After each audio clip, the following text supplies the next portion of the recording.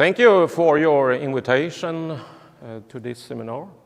My name is Christer Johansson and I retired, but I worked until 22 for the Swedish Board of Agriculture in technical task, and I am educated as an agricultural engineer.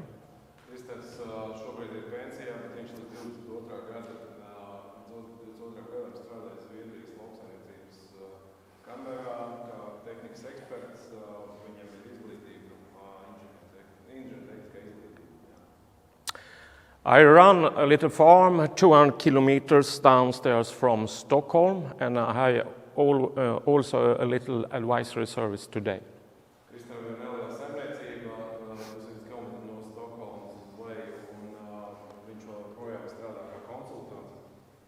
So, some introduction to my little lesson. I will talk a bit about sprayers in Sweden. I will talk a bit about timing. It's the big question for us.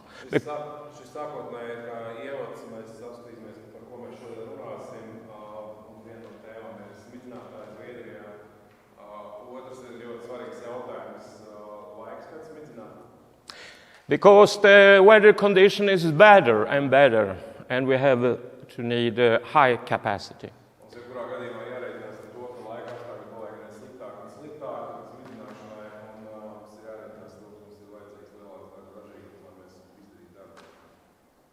I will also talk a bit about droplets and nozzles, because it's a big question for us.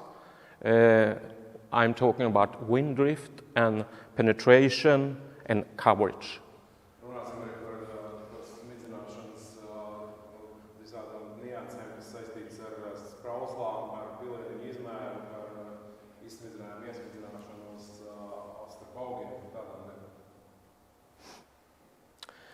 I will also talk a bit about how we do with the drift problems, and I mean with the papers and so on.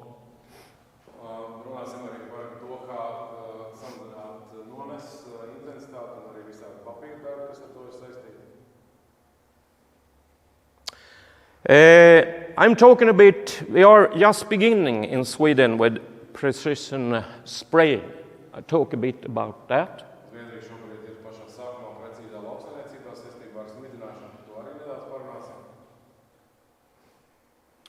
And also some challenging points for us, demands in the future.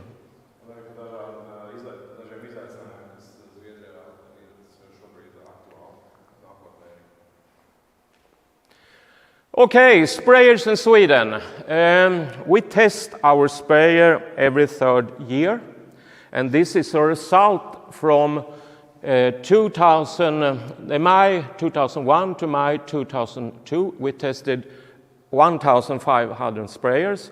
We think we have about 5,000–6,000 sprayers in Sweden.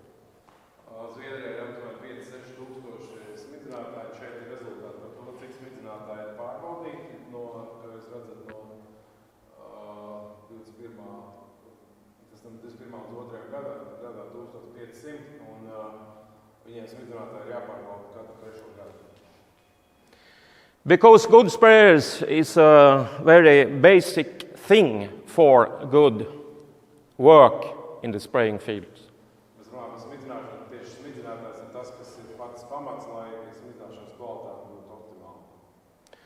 So the most of them were trial sprayers, 58%. The second was mounted sprayers.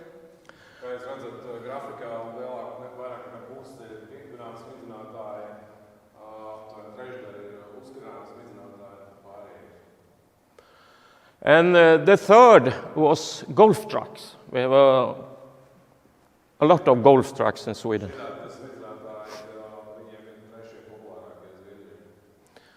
And the third was self-proper sprayers.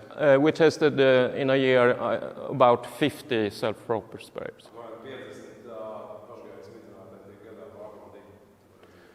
And the other percent, it's sprayer for glass houses and like that.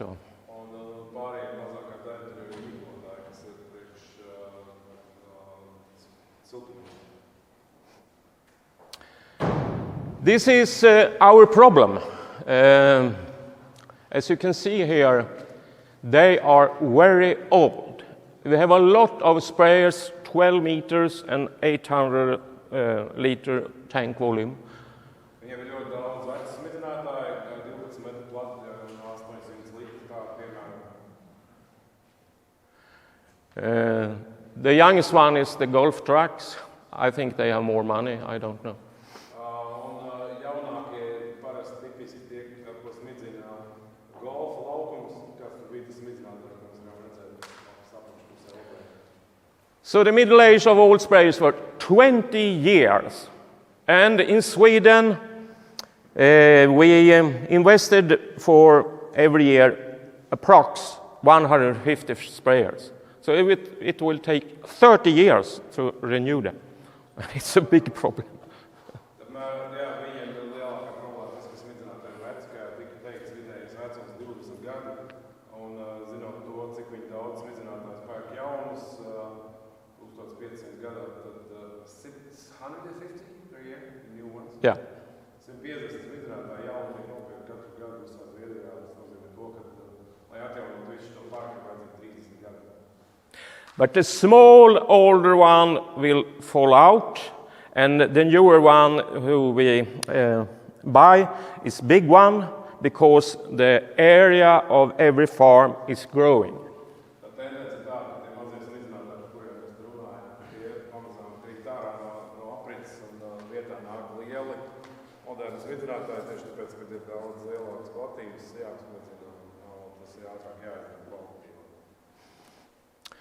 This is a very interesting fact because this is coverage and the results. When we test the sprayer, we test the nozzles on the sprayer. And this is the first nozzle. Some sprayers have only one nozzle, others have several. But this is the first. And you can see here.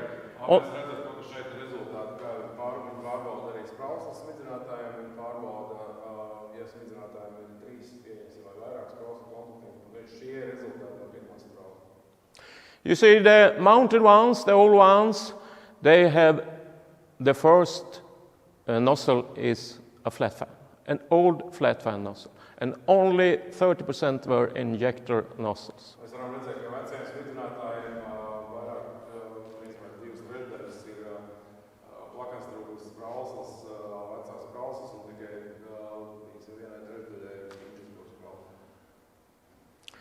On the trial sprayer, 58% was injector and not so many flat fan because they cover more area under different weather conditions.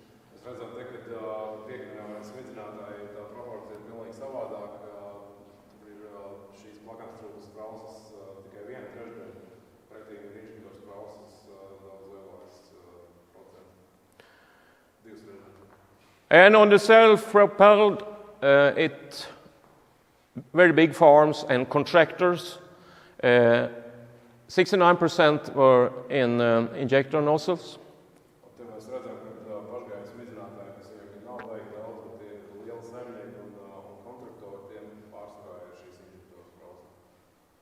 And the most popular nozzle was this one, the twin ones. And I will talk a bit about this one. Popular.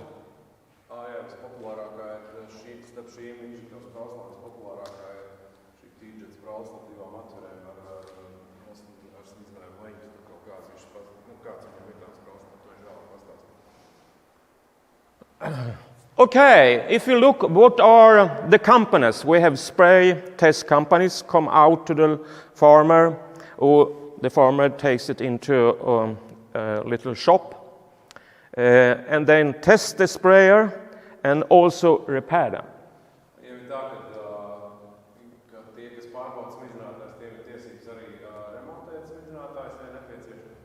Then they have to send the protocol to the Swedish Board of Agriculture, and then they approve the protocol.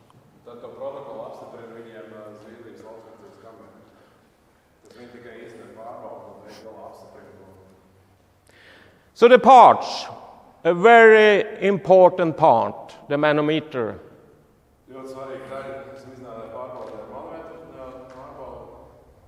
They forget them in the winter and it get frozen, they show the wrong figures.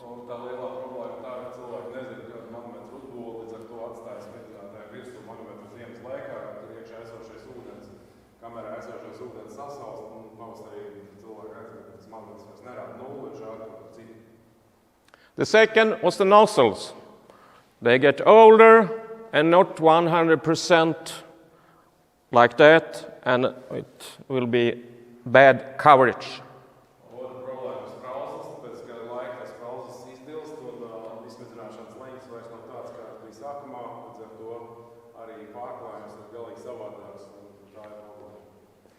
And of course, rubber materials, hoses, membranes like that, prevent leakage and a better pump capacity.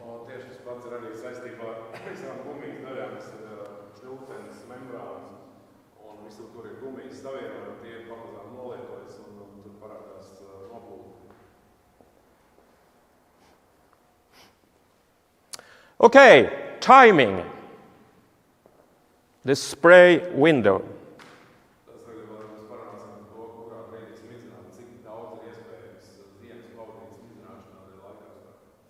When the best conditions is for spraying, the spray window. We talk about a lot of that.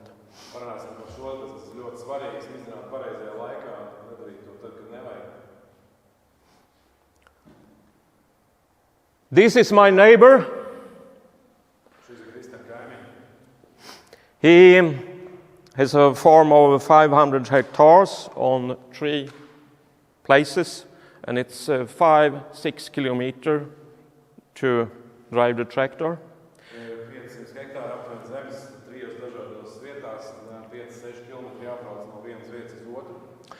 So, to know the best weather condition, is it raining there? What is the humidity, the temperature? He had invest in small weather stations.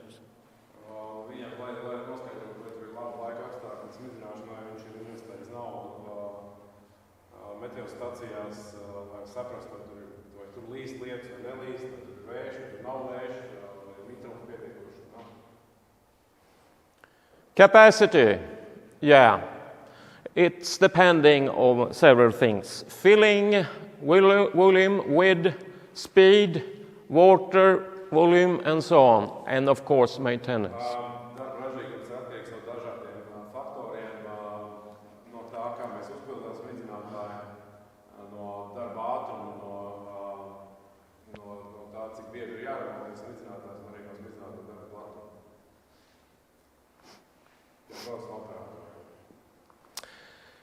Here is some calculation. You can see here how you can increase the capacity. Here is a spray with 12 meter boom and 2 tank volumes.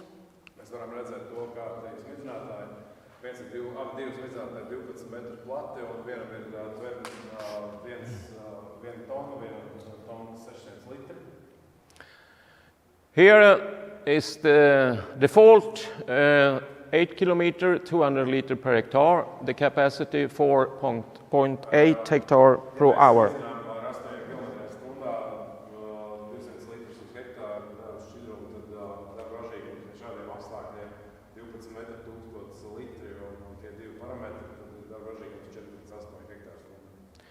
Here 10 kilometers, the same volume. Here 10 kilometers, 150 liters instead of 200, and here 10 kilometers and 100 liters. So you see, you can increase this width up to 40%.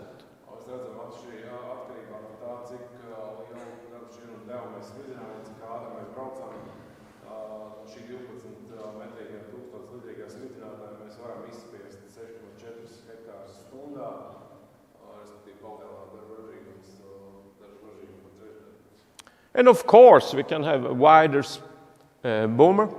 And you see here the same calculations, and we can have up to double capacity, of course. Redzēt to, ka te ir savādāk smidzinātājs, 24 metru platu stieni un 3,5 tonu tvertni. Mēs redzam to, ka darba ražīgums ir iespējams līdz pat 10,5 hektāri. And 36 meters. Vēl lielāks smidzinātājs. Redzam to salīdzinot ar to mazo 12 metrīgo tonnīgo, mēs varam dabūt līdz 56% lielāku smidzināšanas ātrumu.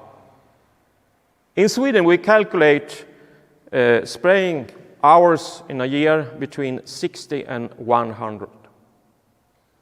Zviedrijā viņam vidēji smidzināšana notiek 60 līdz 100 stundas gadā saimniecībā.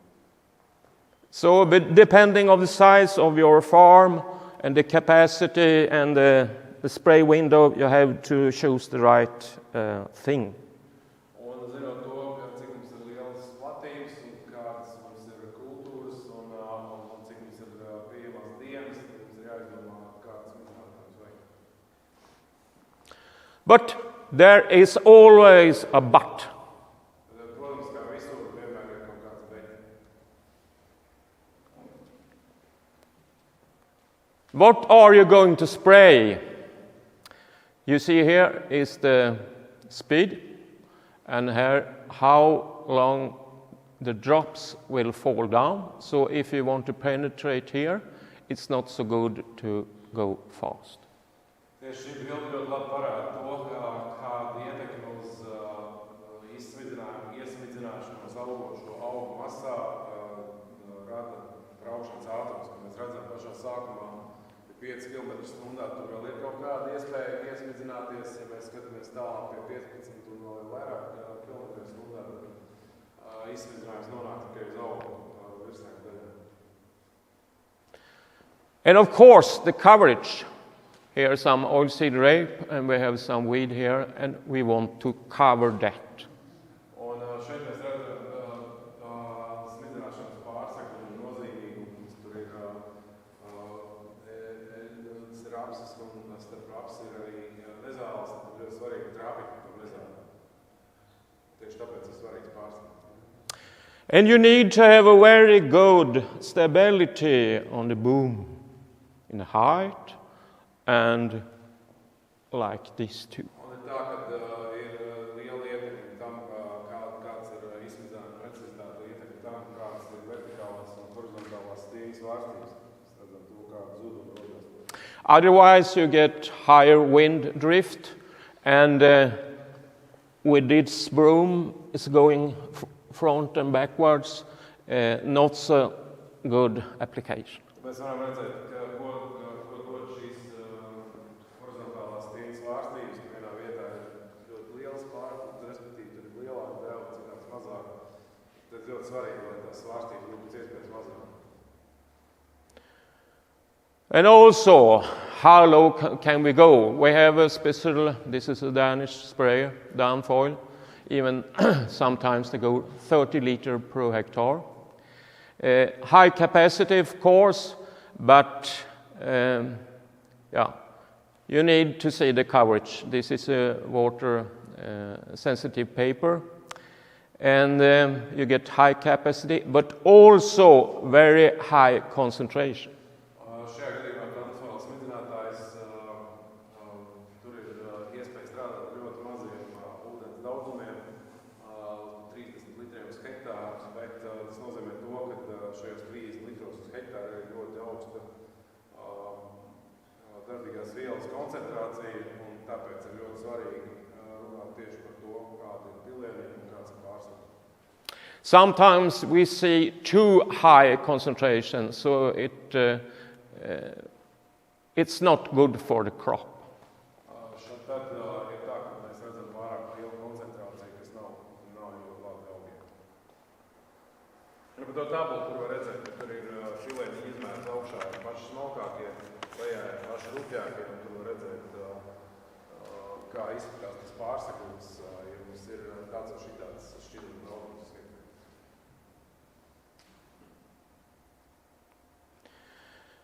More timing aspects. Spray techniques. I have told you a little about injector nozzles.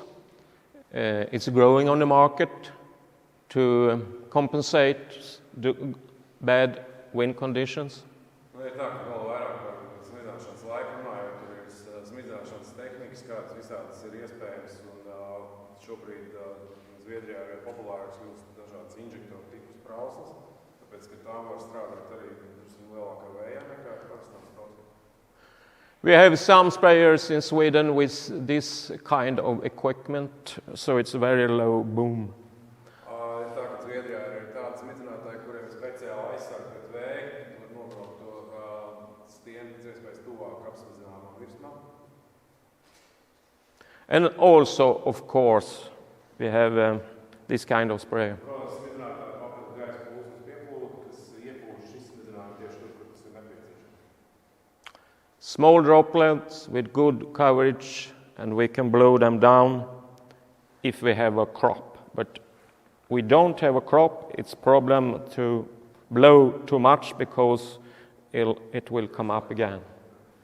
Tāds smidzinātāji, kur papildu gaisa plūsmu, tur var strādāt arī, bet nav vajadzīgs injektors prauslas, tur ir vajadzīgs smalku pilieriņu, un tas smalkos pilieriņus ar šo papildu gaisa plūsmu mēs varam iepūst iekšā augos ļoti labi. Problēmas ar šo strādāt ir tad, kad augi ir mazi, jo tad ar to gaisa plūsmu vienkārši viss tā plūsma atcitās pret zemi nāk atpakaļ. Tā ir problēma ar strādāt īsāk. And of course, GNSS is more and more popular. We don't call it GPS because that's only the American system. We have other systems too. This is the global navigation satellite system. And less double spraying. That means that the volume can take more acre. We save about 5% with GNSS. Ja mēs izmantojam dažādas globālās pozicionēšanas sistēmas, viņi nesauc to GPS, tas ir amerikāņi, viņi sauc to savādāk, tā ir vienkārši tāda sistēma, GNSS, kā viņi sauc globālās navigācijas satelīta sistēma. Šādi strādājot, mēs panākam labāku pārsegu, kur nav dubultie apsmidzinājumi. Viņi domā, ka tas ir aptuveni 5% izsmidzinājumi rietumu tādā veidā. Un nedarīt kaitējumu. And of course, the system will be more comfort for the driver. And we have some pesticides that we must spray on the night, for example. Ja mums viens ir jāsmidzina naktī, tad tas ir daudz vienkāršāk operatoram, ja tur nav vajag jāskatās līdzi visam, jo to visu izdara dators, kur ir apsmidzināts un vairs netiek smidzināts. Un arī dienā, kurā gadījumā izmantojot šo sistēmu, operatoram ir daudz vienkāršāk strādāt.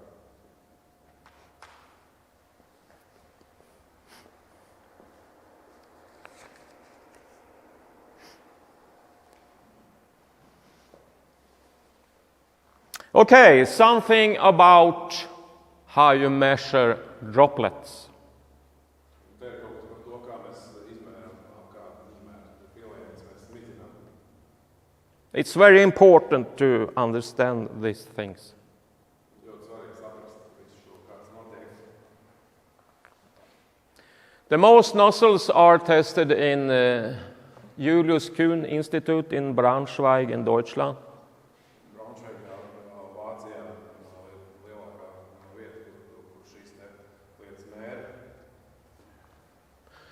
They have wind tunnels and lasers.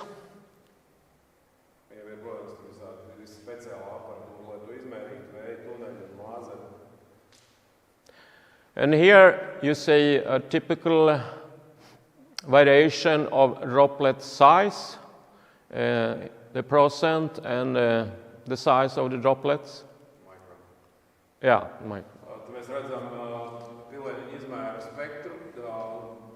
Horizontāla asis ir izmērs mikronos, katra pilēņa izmērs, un vertikāla asis ir procenti, cik no kopējā skaita ar tādu izmēru pilēņu tiek izskatīta.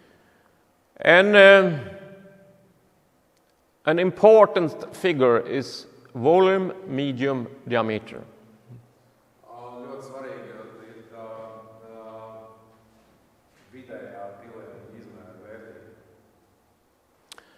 half of the droplets are under and half of the droplets are over this figure. Pusi no pilēniem ir mazāk nekā vidējais lielums, pusi no pilēniem izmērā ir lielāk kā vidējais izmērā. This is a problem size of droplets because they have no force. They are hanging in the air, and it's very easy for them the wind will take a long, long way. Pilēņi izmērā ir ļoti liela nozīme šajā gadījumā. Tie pilēņi, kas ir mazāk par 100 mikroniem, ir ļoti viegli. Viņiem ir salīdzinoši mazs gravitācijas spēks, līdz ar to tie pilēņi kaut kur karājas gaisā un ļoti jūtīgi pret vēju. Vējš ir aizpūst prom vienkārši. This is big one, and if you hit a little leaf of a weed, it's very easy for the big drop to fall off. Un tie lielie pilēņi otrā galā, un tiem ir liela problēma tā, kad viņi ir lieli, strītot uz lapas, viņiem ir tendence norikot no tās lapas nost un pazust. It doesn't matter if you have a soil herbicide, of course. Jā, protams, ja tas ir augsts herbicīds, tad tam nav kāds lielās nozīmes, konkrēti daudz. In the practice, I have used this kind of water sensitive papers in many demonstrations for farmers and so on. And it's very easy to see the droplet size and how many droplets per CN2. You use them too? Yeah. Mums ir tā, ka šeit mēs redzam mikroļūtiņu papīru. Zviedrijā izmanto šīs lietas demonstrējumos, lai parādītu cilvēkiem, kā izskatās viens vai otrs izsmidzinājums.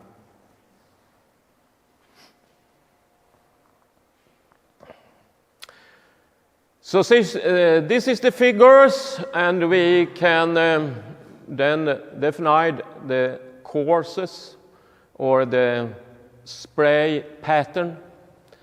So very fine, medium, coarse, very coarse, and so on. Te mēs redzam gradāciju, kāda ir šiem pilēņu izmēriem, sākot no ļoti smalkiem, vidējiem, rupjiem, ļoti rupjiem. Yeah. So this is the flat fan nozzle. Un te mēs redzam, kāda tipas prauslas smidzina šādu izmēru pilēniņus. Ja mēs skatāmies uz plakanstūklas prauslu, visparastāko, tad tā maksimums, ko var izsmidzināt, ir vidēji izmēru pilēniņi. Low drift, compact injector, and the old injector ones.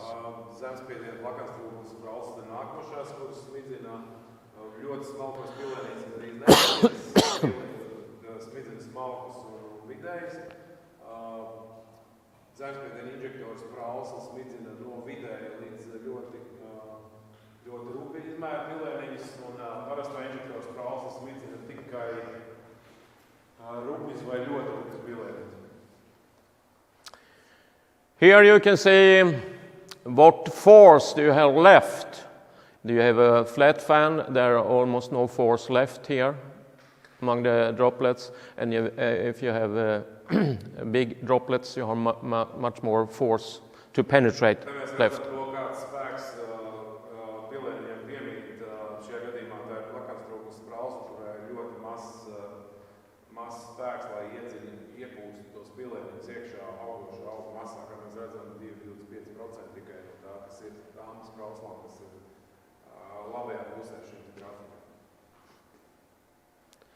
So this is the nozzles that we have the first.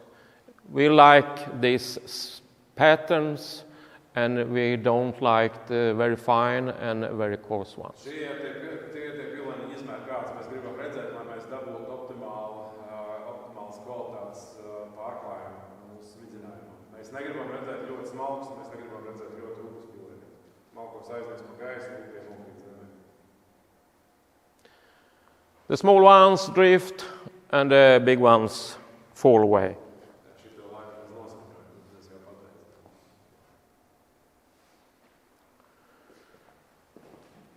This is the standard. Then, if you have a table for different nozzles, you have a standard, and it has changed.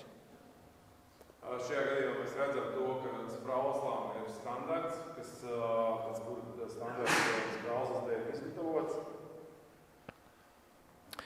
You see here, before until 2019, we have very fine, medium coarse, very coarse, and extra coarse.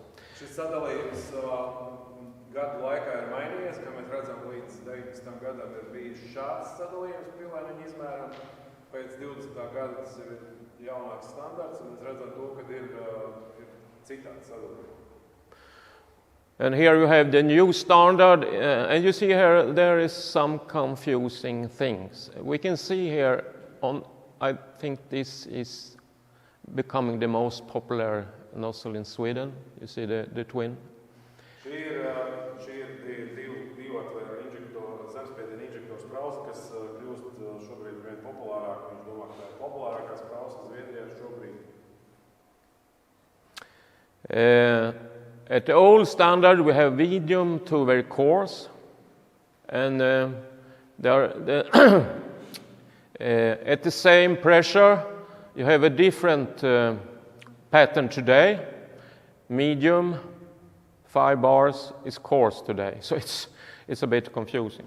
Šis ir līdz tāds mulsinošs pasākums, tāpēc, ka viena tā paša spiediena vecajā standartā bija vidēji izmēra pilieniņi, tagad pēc jaunā standarta izrādās, ka tie ir kaut gan izmēri jau nav mainījušies, tie nosaukumi mainās. Tad šis jautājums par to standartu ir tāds.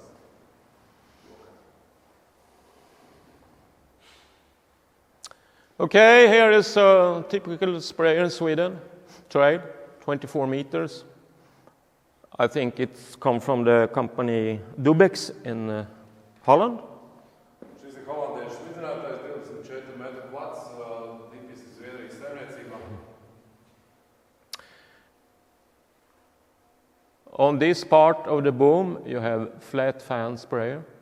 Okay, to see the difference. Tad mēs redzam to, ka labajā smidzinātājā pusē mums ir tās plakānstrūklas sprauslas, tas vienkāršāk.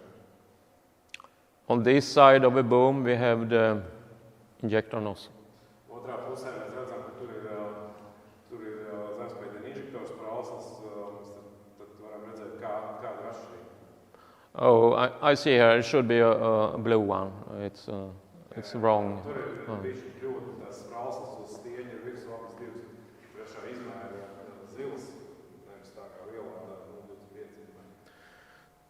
Pressure is 2 bars, and we can see here we have some drift problems. It's not so much wind, it's 2 meters per second.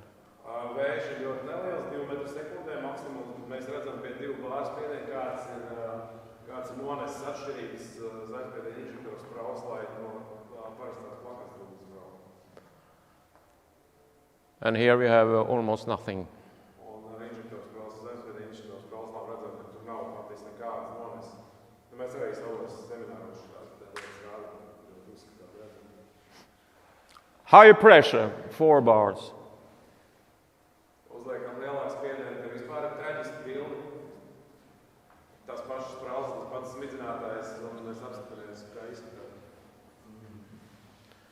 A lot of very fine droplets here, and we can see some finer droplets here, but no drift. Mēs redzam, ka arī zemspiediena inžektoru sprauslām ir vairāk smalko pilieniņu, bet šie smalkie pilieniņi nerada noneses, pēc ka viņi nav tik daudz, kā labajā pusē, kur ir plakānstrūklas sprauslas. Sēklu izstūši ar tām inžektoru sprauslām. Tā izskatās. So that pressure 4 bars seems that it's very strong spray, and you can wash the seeds away. Yeah, normally it's too high. Pārsvarā tieši tā, ka mēs arī stāstam to, ka pārsvarā nevajag ar šīm sprauslām zemspiediena inžektoru, tieši tāpēc es tā sev nevajag strādāt ar tādu spiedienu, tas ir maksimālais spiediens, ko var smidzināt zemspiediena inžektoru sprauslām. Mēs vienkārši redzam to, ka arī pie tāda spiediena nav tās noneses. Sorry, just explain. Yeah. But sometimes with the injector we spray with 4 or 5 bars. Bet ir tā, ka mēdz good penetration, high crop. But that's not low drift injectors nozzles. It's just ordinary injector nozzles. Or do you spray with these ones? IDT key. Do you spray it with the 5 bars as well? No, the old one, the long one. Yeah. Yeah. Just like. Yeah. Tieši tā, ja mēs smidzinām ar parastām injektoru sprauslām, tad spiediens ir vēl lielāks, tad strādā 5 pāri uz augšu. Because sometimes we have bugs down here and we need to cover them. Lai mēs iepūstu to smidzinājumu dziļāk iekšā augos, iespējams, ka tur kaut kur pie sakņu, tur kaut kur pie zemes ir kaut kāds vabulos, kas ir jāiznīcina, tad tur ir vajadzīgi šie lielie spiedieni un rupjās pilas, lai tā pila nokļūst tur, kur tā vabulos tēgas.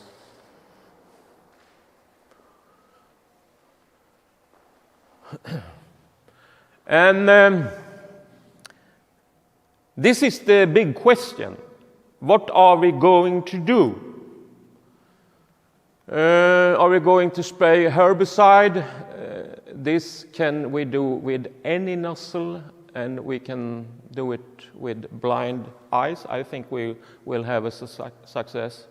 Ja mums ir tāds pienens, kā tur redzams, tad tur īstenībā jau akls var trāpīt tādēļ, ka nav problēmas, bet ir mazāks. This is our main problem today in Sweden. Ja mēs redzam, tur tās mazās pievās nezālītes, tā ir ļoti grūti trāpīt, tā ir lielākā problēma, ar kurām cīnās Zviedrija šobrīd. We have a lot of growing problems with grass weeds. Viņiem ir arvien vairāk problēmas ar tādām nezālēm, grasvīdes, And this is black weed. Šī ir viena no nezālēm. Most of our soils are clay. And you see here, it's a typical in the autumn, winter wheat here. And they are hiding behind the clogs. Šeit mēs redzam situāciju rudenī, kad augstus sagatavot tā, kā viņi ir sagatavot tajā gadījumā, un viņiem ir daudz mālētas augstas, un rodas liela agregāta, un šīs nezāles tad vēl slēpjas arī, cik grūti sasteidzams, tāpēc, ka nezālē priekšā ir šīs lielās cilas, un viņas ir grūti iznīcināmas arī dēļ tā. And we have had success with twin nozzles because they cover better in the for. Un gadījumā ar dubultu atvēru sprauslām šīs nezāles ir vieglāk iznīcināmas, tāpēc, ka viens izslidinājums ir uz priekšu, viens atpakaļ, tā mēs labāk trāpīt šī nezāle.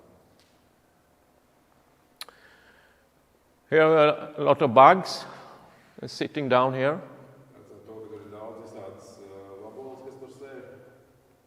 So we need to penetrate here. And here we have some fungi going on in the top.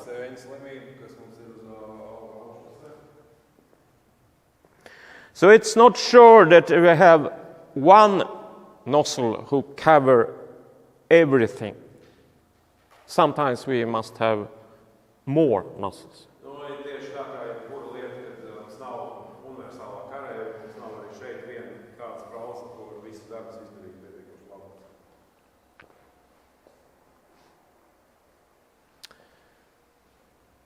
So I will think this is today the most common nozzles in Sweden. We still have flat fan for very, very good conditions. And we can go down lower in the amount of water. But the standards today is sometimes some type of low drift nozzle.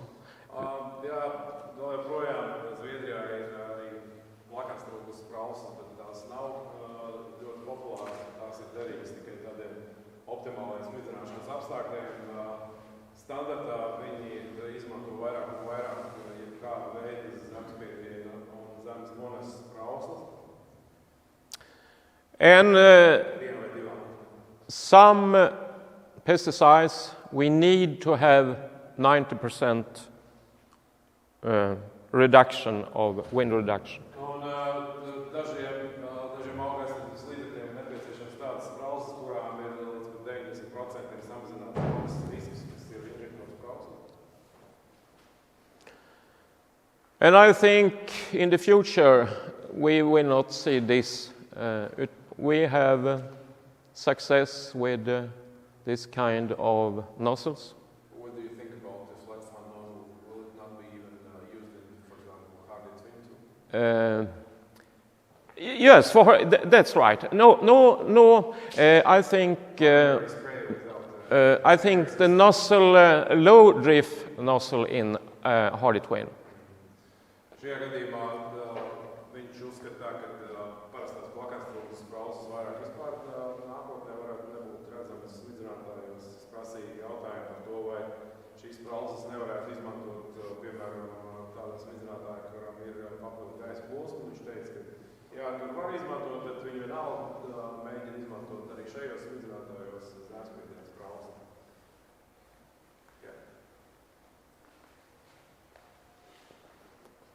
Tas, kas varētu palikt pāri, kā bildē bija redzams, zemspiediena inžektoru sprausas un parastās inžektoru sprausas. To help farmer, when I work at the Swedish Board of Agriculture, made an app that we have every nozzle on the market. Of course, you can find an app for Lechler, for Hardy and so on, but you can't see Lechler nozzle in a Hardy app, for example. Zviedrijas lauksniecības kamerā, tad tajā brīdī viņi izveidoja speciālu aplikāciju, kurā bija redzams nevis tikai vienas filmas sprausas atsevišķi, bet visu iespējamo tirgu esošo sprausu darbības raksturlielu. I think it was the most asked question when even today, what kind of nozzle should I have for this? Yeah. Tas ir vēl joprojām ļoti svarīgs jautājums, ka tev prasa, kāda tieši sprausa man ir nepieciešama tieši šī konkrēta darba izdarīšana kvalitatīvi. And of course, when farmers buy new sprayers, you have a choice perhaps of 3 or 5, or what should I choose? Zemnieks pērk jaunu smidzinātāju, tur ir 4-5 sprausu izvēle, ļoti grūti izvēlēties.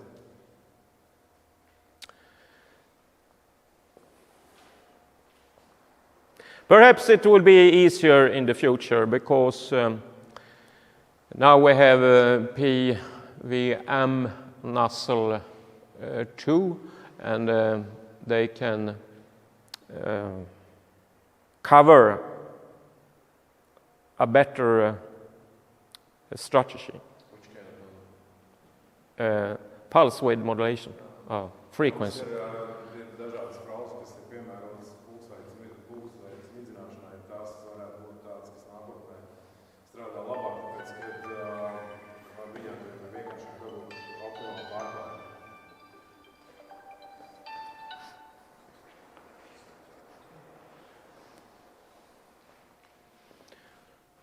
Okay, a little bit about documentation in Sweden. Nedaudz par to dokumentāciju, kas Zviedrijā ir jāizpild smidzināšanas darbus veicot. Of course, we have to write down what we are doing. I can answer.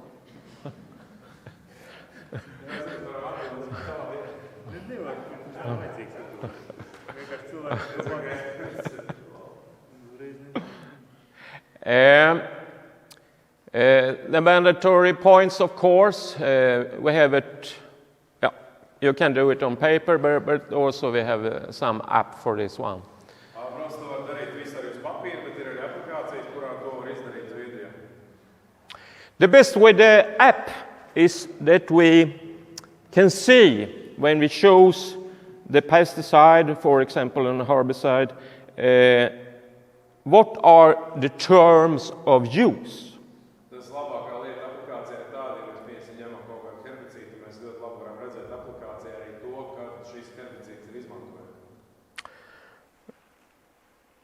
What are the maximum dose? Do I need a special nozzle with 50% reduction?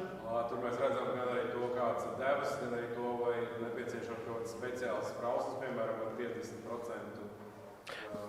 Must I have a coal filter in the tractor? I have a question.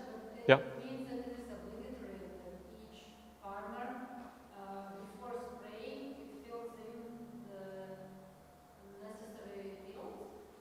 Jautājums par to, vai pirms smidzināšanas tas viss ir jāizpilda. Yes, you must.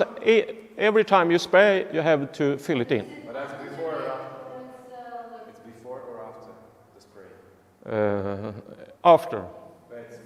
Oh. spraying, but is it obligatory or it's like for your own choice? Jā, tā ir šeit teica. Tas obligāti jādara.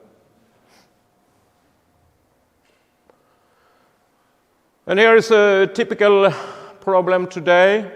Prosulfocarb, boxer. I think you must have it. Jā, šī ir No. tipiskā problēma, kas ir šodien. Šis speciālais herbicīds. We have find this in fruit trees, in apples. Ir traki tas, ka mēs šo te atliekvielas no šī herbicīda mēs atrodam tādos. Tas netiek lietots. So today, this is the terms. Boom height 50 centimeters, it's normal. You must use nozzles with 90% drift reduction. Šie ir noteikumi Zviedrijā, kādi attiecās tieši uz šī herbicīda izmantošanu, kad maksimālais stieņa augstums no apsmidzināmās virsmas, kas ir 50 cm. Jums ir noteikti jāizmanto tādas sprauslas, kurām ir 90% samazināts noneses risks. You should spray with a temperature under 15 degrees and maximum 8 km per hour. Maksimālais darba ātrums smidzinot ar šādām sprauslām, šādu herbicīdu ir 8 km/h. Gaisa temperatūra nedrīkst būt lielāka par 15 grādiem. 200 liter per hectare. 200 litrus hektāri ir jābūt darba šķidrumam. And 500 meters buffer zone to a garden. Un aizsargu joslu strādājot ar šo ir 500 metri. And you must spray in night.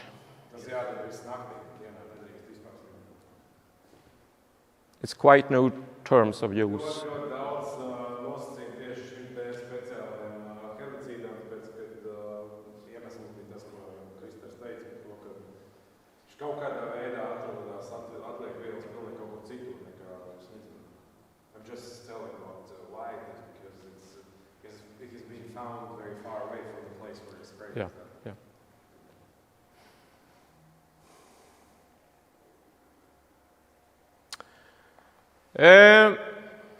Beside of that, this is the standard fixed buffer zone, at least I say, 2 meters ditch and ditch wells. Normālās aizsargu joslas Zviedrijā ir tāds, ka vismaz 2 metri no grāviem, no akmens. Water course 6 meters. No lielāka grāviem 6 metri. Water source, also drinking water, 12 meters. Tas ir domāts arī dzeramūdens. This is the fixed one. Then we have some special for Sweden, I think. Šīs ir tāds standarta vērtības aizsargu joslām, bet ir dažas arī speciāls, kas ir Zviedrijai raksturīgi. So then we have to measure the wind. And it depends what the wind is blowing through. We have general concerns and special concern. Here is perhaps to neighbor field. Un tad ir vēl runa par to, kas mums ir jādara saistībā ar vēju pusi. Un arī tam ir speciāli nosacījumi. And here is water and gardens and so on. Tur ir gan standarta nosacījumi, gan arī speciāli nosacījumi. So this is measured by the Swedish University, and this is the maximum outfall of the dose. Un tad mēs redzam to, ka tur ir Zviedru zinātnieki pētījuši to, un tas ir maksimums, kas ir atļauts, ka iziet ārā no smidzināšanas zonas. That's a question there. How do you control it? Control. Jautājums par to, kā tiek kontrolēts. You must write it down in the book how many meters, and sometimes the people go out and look at can you see any spraying mist in front of the water at the farmer's place. Jebkurā gadījumā viss šis ir jāadministrē un atbild uz jautājumu, kā tas tiek fiksēts, kad ik pa laikam kontrolējušās institūcijas aiziet apskatīties, kā tas viss dabā izskatās. And in the future, I think they will have the satellites who will control. Un nākotnē izskatās tā, ka būs satelīti, kas šitās visas lietas kontrolēs un cilvēkiem. It's easy, for example, with glyphosate. Un to ļoti labi redzēties, ja izredzēt glifosātu, kas tur notiek, kur tas glifosāts nonāk. The glyphosate you can see, but other active substances we couldn't see, and the satellites will see the trend. It's development. Tas, jebkurā gadījumā, ir tā, ka šobrīd mēs neredzam citas lietas, iespējams nākotnē mēs redzēsim to, ko mēs šodien neredzam arī no satelīta. Man jautājums, vai šīs aizsardzības prasības ir noteiktas normatīvajos aktos vai tikai kā vadlīnija? Viņš jau teica, this is obligatory. The buffer zones are obligatory. Yeah. In the legislation. Yeah. Jā, tā ir, ka viņas ir noteikts līgums, tas nav vadlīgums, tas ir obligāti. But this is the main thing, very special for Sweden. I think it has taken 3 or 4 years for the farmer to learn this. Šī ir ļoti speciāla ierīce, kuru apmēram 3 vai 4 gadi vajadzīgi zemniekam, lai vispār iepazīstot, kā tas viss strādā. This is about the wind. Here you have a garden, the wind blows. How big should the buffer zone be in this occasion? So you have to measure the wind speed and the temperature. Es atvainojos, nepareizi iztulkoju, tā nav mašīna, bet tā ir vispār tā situācija, kur paies ilgs laiks, kamēr īsti saprast, kā un kas tur tiek noteikti. Cik stiprs vējš pūš, cik lielai buferzonai jābūt no šīs sēdes, kur dzīvo cilvēki, kas ir vajadzīgs vismaz vēja mērītājs.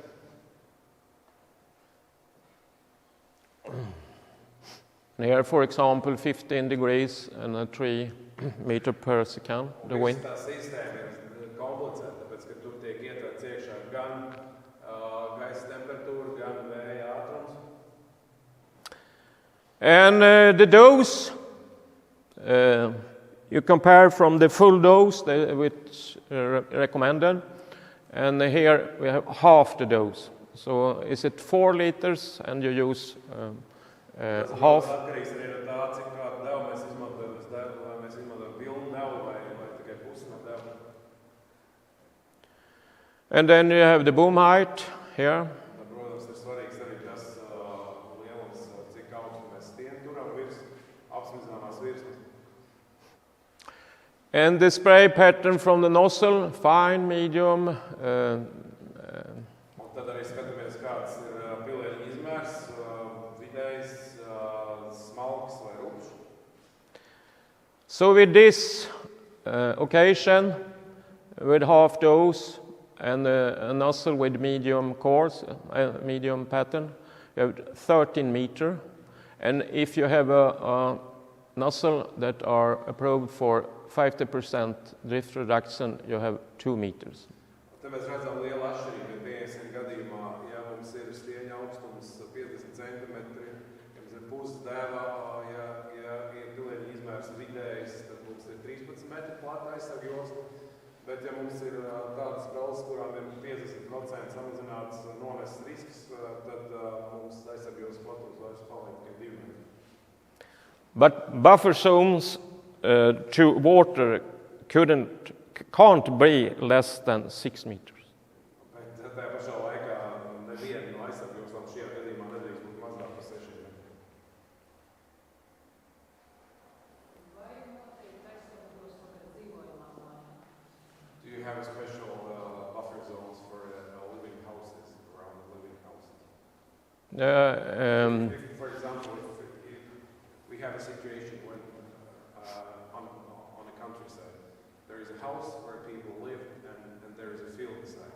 Do you have a buffer zones for that kind of? Not as standard, it depends on the wind. Nav viņiem standartā paredzēts nekas, bet tas ir atkarīgs no vēja. And how is it? Well, you have to calculate it like that. Yeah. Jā, tajā gadījumā, ja viņi izmanto šo te rīku, lai noteikti atkarībā no vēja, stiprumu un vispārējā. Speciāli konkrēti metri nav noteikti, viņi noteikti ir jārēķina. But many farmers have a private buffer zone. What is that? Yeah. Daudziem zemniekiem ir kaut kāds privātās aizsargības. They want a good relation with the neighbor. A good relation with the neighbor. That means that they bought the land around the field, do not disturb the surrounding people. How do you mean they have their own buffer zone? Yes, it's not mandatory, but they talk to the neighbor. Tomorrow we are going to spray, yeah, and we left a bit buffer zone to you, and we have a special nozzles, so it will not be any drifting problem. Viss tas stāsta par labām kaimiņu attiecībām, ka cilvēki, kas smidzina, viņš aiziet pie tā kaimiņa, ap kuru māju viņš smidzinās, viņš pasaka, es rīt smidzināšu ar tādām spraustām speciāli darīšanu tā, lai tev tur nebūtu nekāds kaitējums, nebraukšu gar pašu gar tavu lauku malu, saprotu, viņš ir tālāk. Well, this is just my question. Es mēģināšu uzdot jautājumu, kas tad ir, ja 50 metri. Ja viņi uz lauka tehnoloģiskās sliedas, viņi brauc, tad viņš slēdz kaut kādas galvas prausas ārā vai kaut tā. Tas būs tas, ko es viņam pajautāju. How do they do that? For example, they have a tram lines and they have to spray and they switch off. It's very easy. You switch off the section. Yeah. It's no problem at all. I know, but that's just a question. Yeah. Tieši tā ir, kad tajā gadījumā ar to kaimiņu tā, ka viņš izslēdz vienu sekciju, sānu sekciju, līdz ar to tie metri, 1 vai 2 vai cik tie metri ir tajā sekcijā, tie netiek smidzināti. Sakiet, man jautājums ir, jūs teicāt, ka lielāki grāvi ir mazāk. Ko tas nozīmē? Cik lieli, cik maz? Okay, the question about buffer zones, about water sources and ditches, what do you mean with a ditch and what do you mean with the water source? It's, it's 1 meter. It's a ditch. It's a ditch when you have water some times in a year. Tas grāvs nozīmē to, ka grāvs viņa izpratnē ir kaut kas tāds, kurā ūdens ir ļoti reti, kādu reizi gadā, liels lietas vai kaut kas tāds. Water source, there are always water. Un tas, ko mēs uzskatām par grāvi, tas ir grāvs, kurā visu laiku no grāvs vai grāvs, divas dažādas lietas. Thank you. Okay, now something, some project in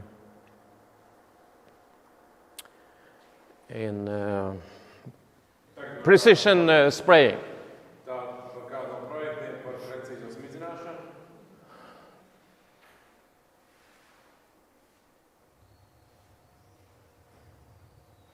Mēs redzam, kāds strādā, tas ir, mēs tūlīt skaitīsim nedaudz. Here comes a drone, and it takes 6 photos per hectare on 3 meters high.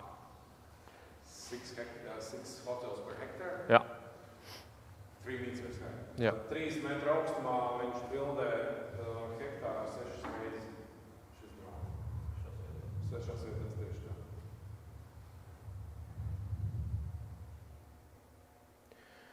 And we have a photo. This fields is 25 hectares. Tur ir 25 hektāri un mēs redzam to, kā izskatās karte, kurās vietās drons ir uzņēmis bildi par šo nezāļu izplatību. So we have a quite good photo on every point here. Ir ļoti labs izšķirtspējas foto katrā no šīm vietām. Then we sent the picture to a big database, and they have pictures of crops and weeds. Tad šīs te bildes tiek aizsūtītas liela datubāze, kurā ir gan nezāļu, gan kultūraugu bildes. So we can have a map over the weeds. This is this is good crop. This is not so good crop. Tad tā datubāze, ņemot vērā tās bildes, kas ir tajā datubāzē, analizējot to, kas ir uz bildēm, kas ir no drona, datubāze programmatūras palīdzību uzzīmē šo karti, kurā mēs redzam to, ka gaišajā daļā ir labie kultūrā, un nav to nezāļu, tur ir tumšāks, tur ir problēmas nezāļu, tur ir jāskatīt. And we have also a map over the weeds. Yeah. The previous one, this was a... Red is 4 weeds under a hand flat. Te ir beig galā tā karta, kurā mēs redzam to, cik nezāļu ir uz katru konkrēto platības mērviņu. Sarkanais ir 4 nezāles uz what kind of area? 4 weeds per square meter? Under a hand flat. Okay. That's a straight. Okay, when you recall. Yeah. Sarkanais ir apmēram tāda biezība, ka jums ir 4 nezāles uz plaustas. Pārēķinām no kvadrātmetriem. It's a project. Yeah. And then we can produce a dose map. Un tad tālāk atkarībā no tā, kāda bija šī situācija ar nezālēm tur uz lauka, tad tiek uzzīmēta arī karte ar to, kā ir jāsmedzina šīs platības.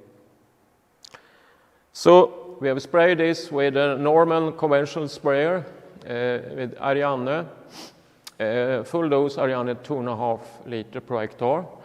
And with a variable rate program, we can drive with different pressure on a normal sprayer.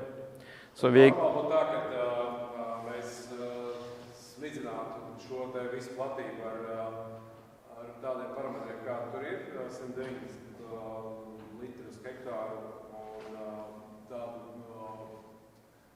tur viss tā kombinācija, kāda viņi tur ir.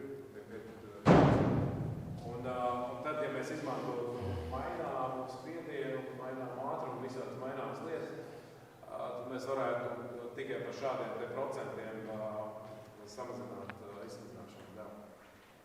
So with the normal spraying for the farmer, he will choose 2 liter per hectare. And in our project, we got an average 1.5 liter per hectare. Respektīvi tā, kā es teicu, kad normāli smidzinot un parasti smidzinātāji, tad vienu devu, tad tie 2 litrus hektāru sanāk. Ja mēs smidzinām ar šādu, tad mainīgo devu, tad sanāk, ka mēs vēl puslitru varam samazināt. Yeah, that's a question.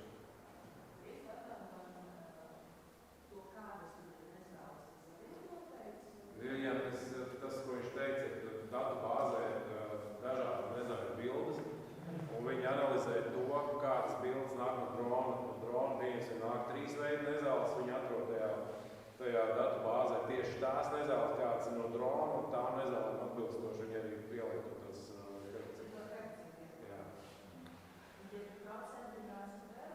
Tas ir tik daudz no pilnas devas, viņi tikai izsmicina tajās vietās. Percent of full dose. Yeah.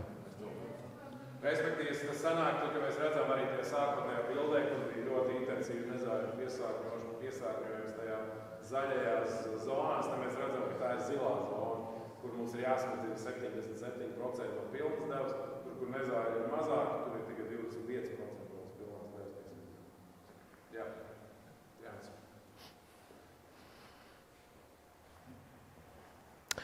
This is another example, and I have in my little group 5 young farmers who use this. Tas ir vēl viens projekts, kurā ir 5 jauni zemnieki, viņa grupā, viņi strādā kopā. It's about spraying fungicides. Šeit būs stāsts par fungicīdiem. We have a system in Sweden that satellites Sentinel-1 and 2, they give us a map of the vegetation index, how good the crop is. Zviedrijā ir pieejami dati no satelītiem par to, kāds ir augu attīstības indeks, cik labi augi attīstās. And we have made a map, spraying map. This is with a twin, hardy twin sprayer. Tas ir hardy twin smidzinātājs, un tā ir šī smidzinātāja izsmidzināšanas karte. So at red zones here, we have better crops and not so good crops with the yellow parts. Tur ir tā, ka tur ir, jo tumšāk sarkans, jo labāk augi, jo gaišāks, jo sliktāk augi. Un attīstījušies augi. So here is the difference in the water volume per hectare from 60 to 150 liter per hectare. Mēs redzam to, ka šī karte rāda to, cik daudz šķidrumu tiek smidzināts no 60 līdz 100.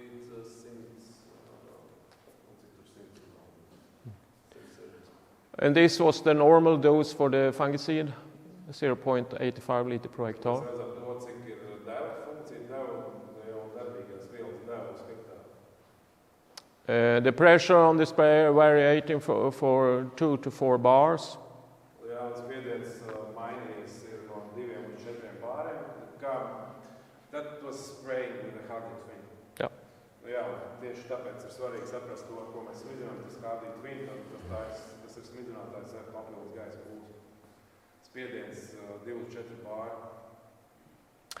And of course we have some plot trails on farms, quite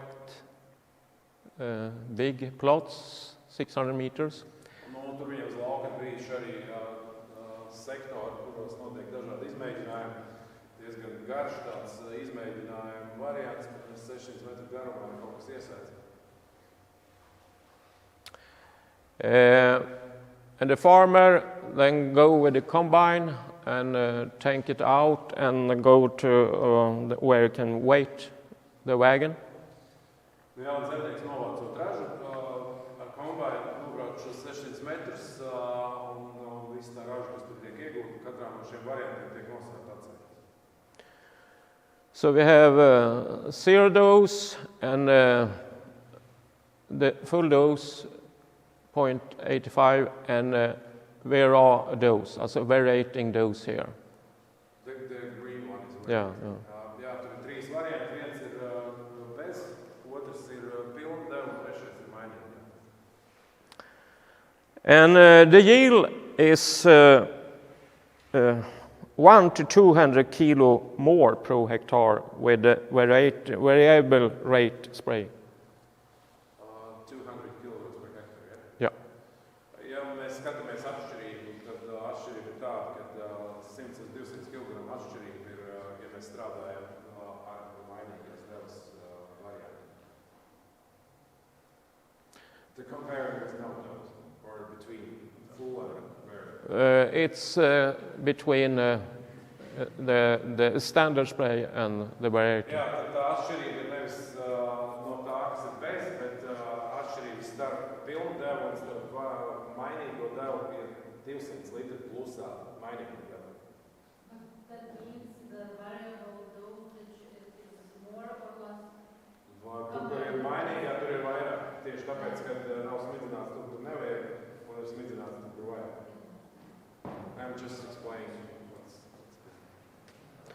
So it's another project that I'm working with, and among the younger farmers, it's a very high interest for these kind of things. Jā, un tur tā atšķirība ir tāda, ka jauniem zemniekiem viņiem ir uzņēmīgi pret šādu daudz labāk.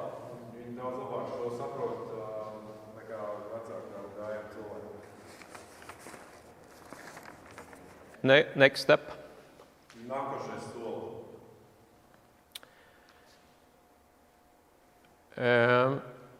Here we have the sensor on the sprayer.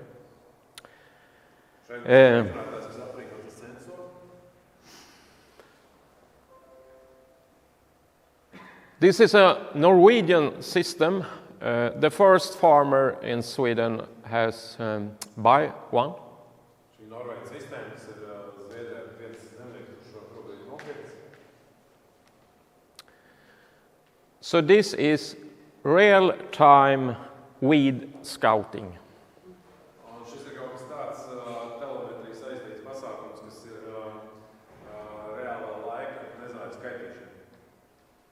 So it's not scouting with a drone and send it to a database with picture. Šajā gadījumā nav vajadzīgs drons, kurš bildē un sūta pēc tam uz datubāzi kaut ko. Šajā gadījumā smidzinātājs sensors pats to visu nolasa reizi. And you give the file back and put it with a little stick in the computer and spray. This is directly a decision of the computer.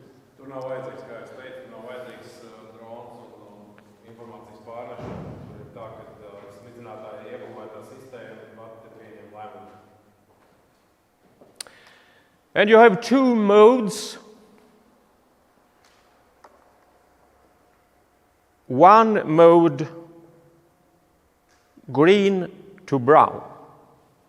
Ir divi režīmi. Viens režīms ir no zaļa uz brūnu. So if you, for example, spray glyphosate, and normally you spray in the stubble everywhere, so this sensor scanned green part and put on the section which is when it can see the green part. Šajā gadījumā tā sistēma darbojas tā, ka mēs smidzinām ar glifosātu. Normāli mēs smidzinām pilnīgi visu, bet šajā gadījumā sensors nofiksē tikai to vietu, kur ir zaļš, tur vajag kaut ko iznīcināt. Tiek ieslēgt tikai tā sekcija, kur ir zaļais. So here is a possibility to save a lot of pesticide if you want.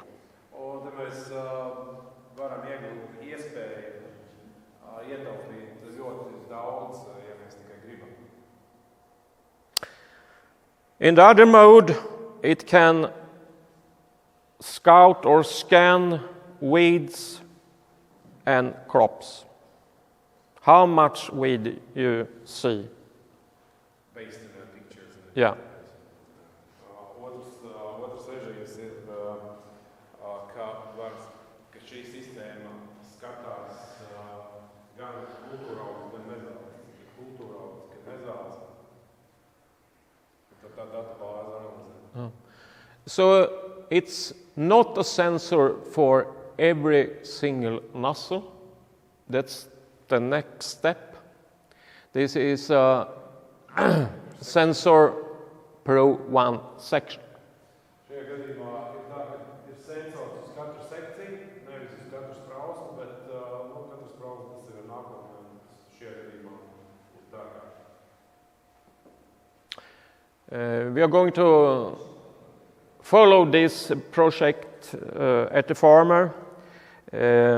The company from Norwegian, they have a lot of trials in the Norwegian Agriculture University. And perhaps you have it here?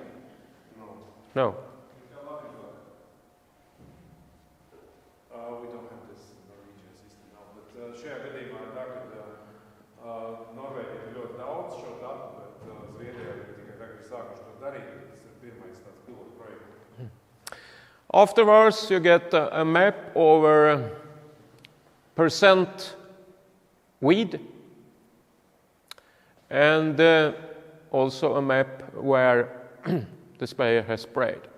Te mēs redzam gan kartu ar nezālēm, gan arī kartu, kur ir smidzinātājs smidzinājis pēc tam, kad darbi ir izdarīti. Un ar kartu dēļ smidzinātājs. I'm not so sure that this can see grass weed. Viņš nav pārliecināts, vai šī sistēma spēja atpazīt arī vienīglopu nezāli. It's not easy to see the difference between grass weed and winter weed. Jā, tāpēc, kad ir ļoti, redzēt jau var, bet vai atšķirt var, jo tur nav liela atšķirības starp to pašu zievas kviesu un vienīglopu nezāli.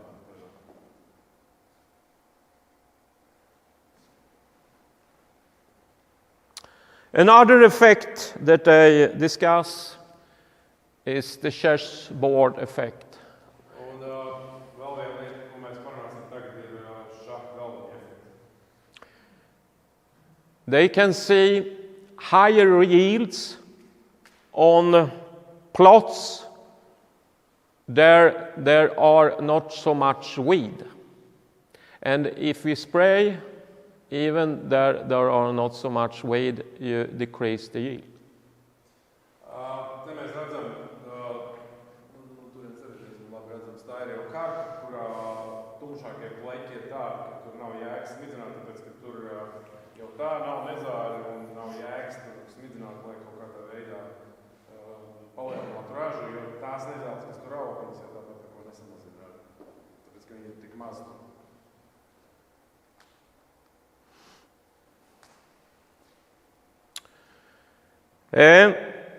I have been a member in a group that there we have to make a report.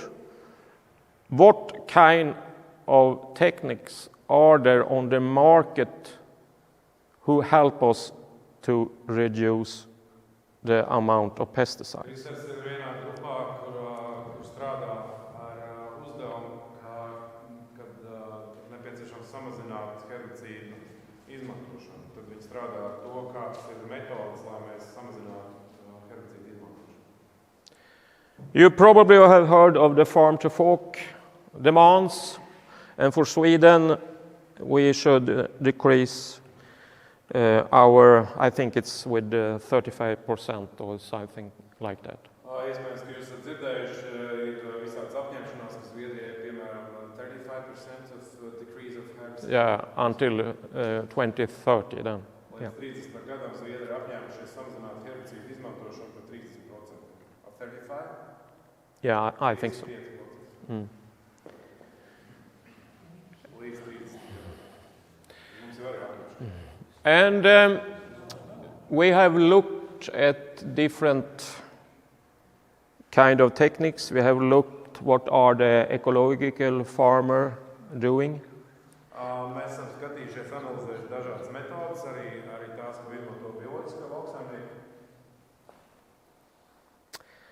And this is a system that should reduce the amount of herbicide a lot. Un šī vajadzētu būt sistēmā, kas ir spējīgs, ar kuru palīdzību ir iespējams samazināt herbicīdu izmantošanas intensitāti.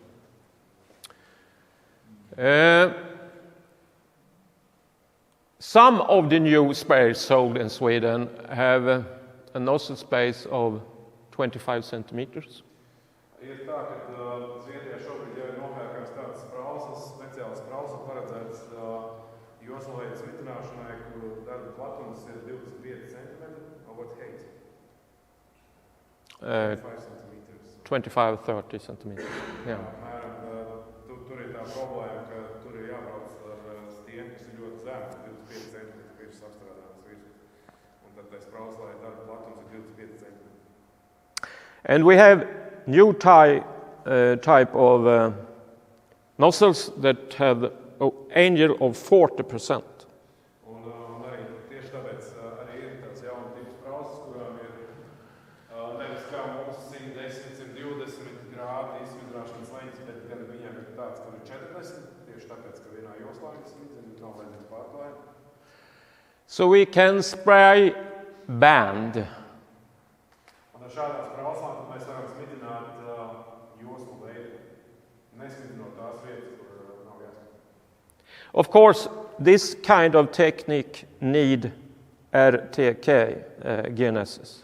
Jebkurā gadījumā šai tehnikai ir jābūt precīzos RTK signālu, nepietiek ar parasto. So we spray, and here we're not spraying. And what are we doing here? Jā, mēs redzam, ka mēs vienā vietā smidzinām, vienā nē, tikai joslās tiek smidzinām.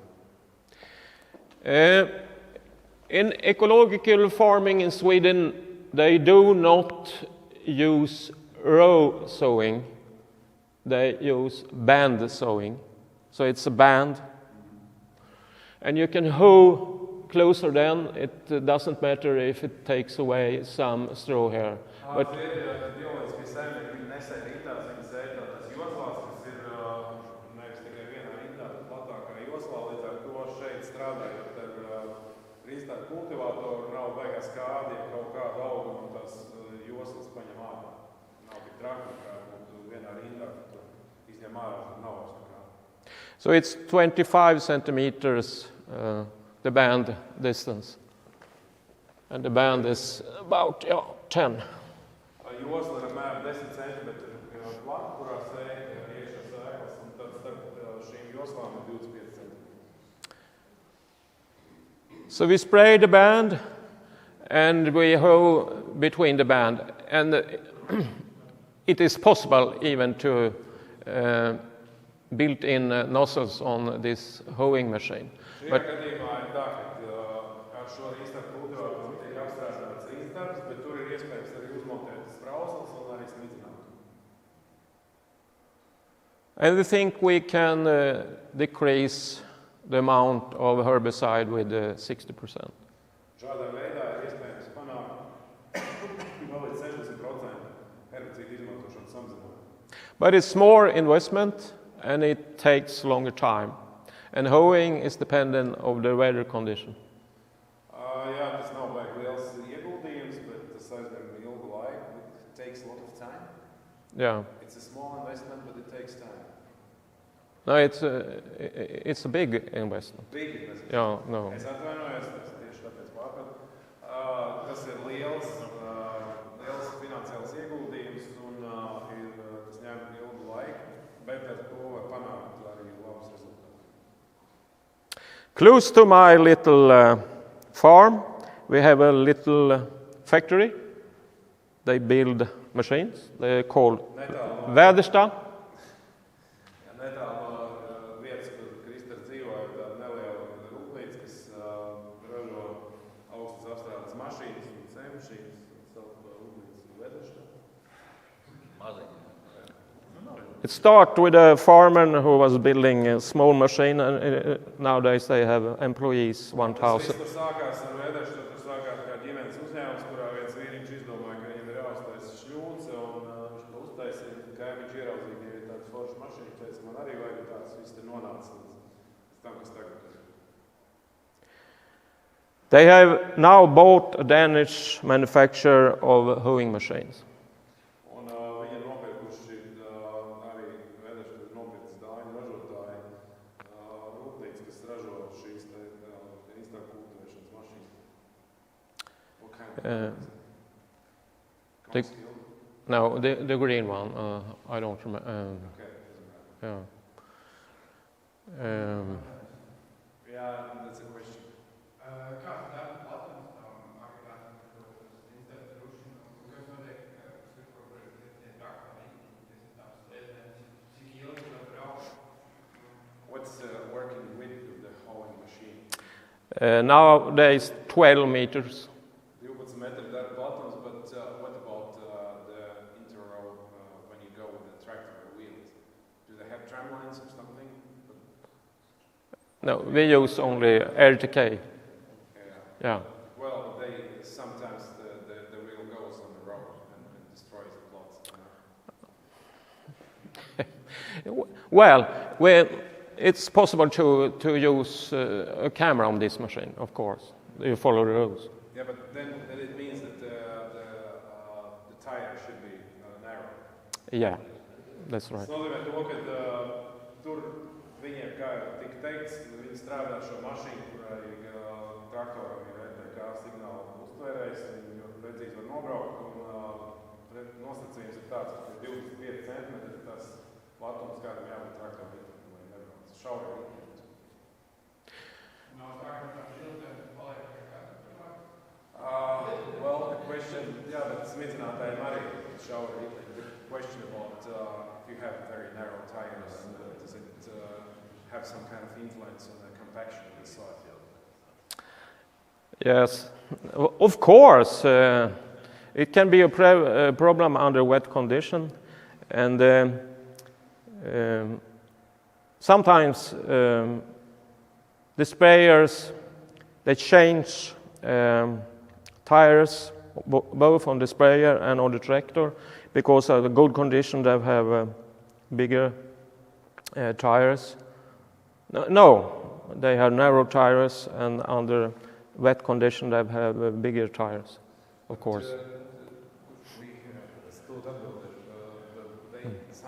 I have seen pictures of the tractors which have double narrow tires. Yeah, no, that's a possibility. Te ir trīs lietas patiesībā. Viena lieta ir tāda, ka, protams, blīvēšana notiek, īpaši tad, kad brauc tādos apstākļos, kad tu nevajag braukt, kad ir pārmetra augsne, viens, otrs tas, ka viņi mēdz izvēlēties platākus riteņus, kas, protams, kaut ko nomīd, bet tikpat labi nesablīvēt augsni. Un trešā lieta, kas ir tāda, ka viņi mēdz izmantot arī dubultos šauros riteņus. Respektīvi, ka sanāk tā, ka nav viens šaurais riteņs, bet dubultie šaurie riteņi divi, kas iet samazināt to kopējo spiedienu uz augšu. Sakiet, man jautājums. Another question. Cik hektāru var nostrādāt vienā stundā šo tehniku? Par šo ravētāju? Jā. Well, jūs iedomājaties, tas ir 12 metri platums. Nē, tāpēc tas ir Jā, es tūlīt tas pār. The question about the capacity of a 12-meter hauler, how much hectares can you produce per hectare? It's half the capacity of the sprayer. Yeah. Tā mēram pusi no tā, ko smidzinātājiem. Tikpat plats. Ja tur atšķirties, ja te ir runa par to, ja ir 12 metru smidzinātājs un 12 metru ravētājs šīs kultivators, tad mēs zinām to, ka smidzinātāji var braukt 8 km stundā, ar šo tik ātri braukt nevar, braukt divreiz lēnāk, un tad to arī tas darba ražības divreiz mazāk. Just explain about working speed, because it's great to go 8, and this would go 4. Yeah. I now remember the hoeing company that Väderstad has bought. It's called Tyregod. Yeah. Yeah. Well, this is a big demand, of course, but if we must reduce the pesticides. We must find a way to go. Jā, šis gadījums tas ir tā, ka kurā pirkstā grib visi sāp, ja mēs vēlamies samazināt herbicīdu izmantošanas intensitāti, mums ir jāizvēlas tie varianti, kur ir iespējami. Šis ir viens no iespējamiem variantiem, bet dārgs. Viņš ir iespējams. Arī viņam bildi pēc tā rušinātā ir rezultāts redzams. Tikai priekšā viss ir vesels, jo kas aizmugurē paliek. Do you have a picture what is left behind the machine? Because this is the front, but what is behind? It should not be very destroyed because it works just in a minimal throw. It depends on the speed and the type of shares you have. Jebkurā gadījumā tas, kas paliek aiz mašīnas, ir ļoti atkarīgs no tā, kādā ātrumā mēs braucam, un arī no tā, kāds ķepes mēs izmantojam kultivatorā. Tad atkarībā no tā tas viss arī ir. Pārsvarā brauc precīzi, kā ir paredzēts, Kristers teica, iepriekš augus sabojāt, protams, ka var. Tagad tas RTK signāls precīzi brauc. Tās darbīgās daļas iet tikai pa rindstarpu, nevis pa joslu, kurā ir augus sabojāt, faktiski nevajadzētu. Un tas tā arī nenotiek, ja ievēro visas prasības. Just explaining the importance of RTK. And in ecological farms, we have a lot of trials of this kind of, and we have the same yield as normal row at 12.5 centimeter, but we don't know the difference when we use this type of in normal agriculture. Ir tā, ka viņiem ir ļoti daudz izmēģinājumu Zviedrijā, kuras tiek salīdzināts, kā izskatās ražas līmenis sējot rindā vai sējot joslā. Ražas līmenis sējot rindā un joslā, pieņemsim, ja sējot 12,5 cm starp attālumu vai šādi, ražas līmenis neatšķiras. We have some farmers in the south. Bet viņiem nav salīdzinājums starp šo un to. We have some farms in the southern Sweden, in the Skåne area. They practice this in sugar beet growing. The spraying, Yeah. not hoeing. Now, they have a combination machines with hoeing and spray. Yeah. Zviedrijas dienvidos viņiem ir eksperimenti, kurā saimniecības strādā, audzējot cukurbietes, viņi strādā ar kombinēto mašīnu, kurā ir gan rindstarpu kultivators, gan smidzinātājs vienā agregātā. Sakiet, man vēl ir jautājums. Another question? Graudākais brīdis, kurā skatījā var izmantot šo tehniku? Augšanas stadiju. What is the maximum growth stage when you can use that technology? Good question. It's physical. I really don't know if we can give some figures, but I think farms. It depends how many hoeing machines you have, of course, and how many drivers there are. But I think 500 hectares up to. But when the maximum growth stage. Okay. Yes, okay. Because when the plant grows more, it shadows. Yes, of course.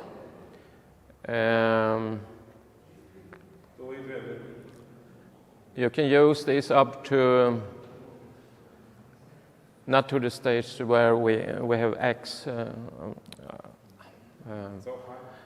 Yeah, approximately. Tas ir aktuāli tik daudz, ja tas vienīgot nezāles, kas dīkst, viņas vienkārši jau noēna. Līdz 25 cm. Ko? Līdz 25 cm. Man lietē ir 25. Cik? Okay, a bit summary. As I see it, we have a big challenge in Sweden. We have old sprayers.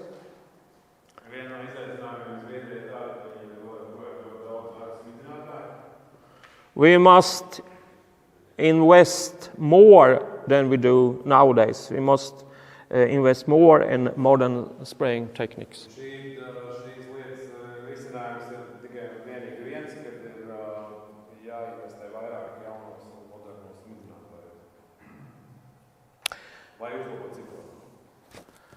Another problem, we have more and more reduced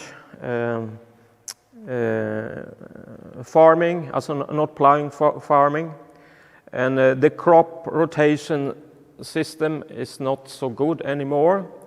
So we have problem with resistance, herbicide resistance.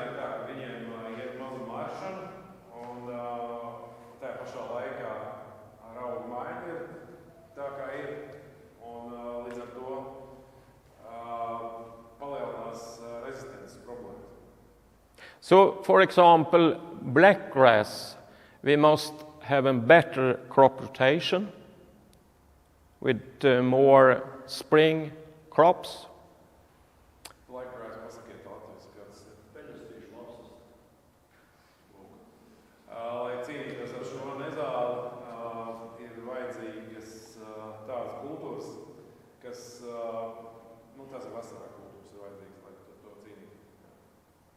And in some way we must use more mechanical harrowing and like that, because we have not so much herbicide spices difference anymore. We have not so many products to choose between. Jā, un tas ir diemžēl nenolaišams fakts, ka paliek ar mazāk no kā izvēlēties, lai nogalinātu tās nezāles. Un līdz ar to grib vai negrib ir vairāk jāizmanto mehāniskā nezāļu apkarošana.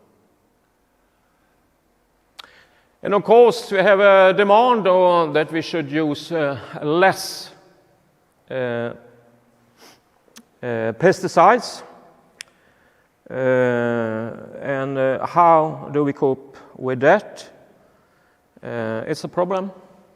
Jā, un jebkurā gadījumā mēs jau runājam, bet ir viena svarīga lieta, kas ir neizbēgama, kad ir apņemšanās samazināt augaizsardzības līdzekļu izmantošanu, un kaut kā tas ir jādara. And the government have told us you must increase the organic farmland, and the problem to 30%. And the problem nowadays, it's very bad economy for the ecological farmers. So some of them jump to the traditional farm again. They begin to spray again because it's better economy. Tas veids, ko viņam iesaka valdība, ir mainīt ražošanas veidu no konvencionālā uz bioloģisko, lai samazinātu augaizsardzības līdzekļu izmantošanu. Bet tur ir problēma, ka tur ar ekonomiku ir šobrīd grūti, jo strādāt bioloģiskās lauksaimniecības jomā pēc viņu domām ir mazāk ekonomiski izdevīgi. Līdz ar to šis mērķis sasniegt 30% robežu, ka 30% no lauksaimniecībā izmantojamās zemes tiek apsaimniekot bioloģiski. Tas izskatās grūti sasniedzams, jo arī daļa no tiem bioloģiskiem saimniekiem, kas šobrīd saimnieko, lēc atpakaļ uz konvencionālo, tāpēc, ka tā saimniekošana viņam šķiet ekonomiski izdevīgāk. Jag är färdig nu. I'm ready. Tas ir viss, bet mums ir vēl tādi jautājumi. No auditorijas bija jautājumi saistībā par smidzinātāju pārbaudēm. Es pajautāšu šo jautājumu. So the question from the audience was before we were talking about the sprayer testing procedure in Sweden. Could you tell us a little bit how this is executed? How does it work? Yeah. If it would be good because we have the same system, but it would be good to know your experience. Yes. We have to test our sprayers every third year. And if you buy a new sprayer, you can wait 3 years. Yeah. Smidzinātāju pārbaude ir obligāta Zviedrijā, un viņiem ir jāpārbauda katru smidzinātājs reizi 2 gados, bet ja tu nopērc jaunu, tad tu 3 gadus var nepārbaudīt. The testing It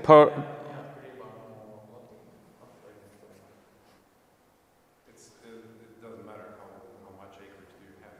No. You have to test it. No. That's not Everyone.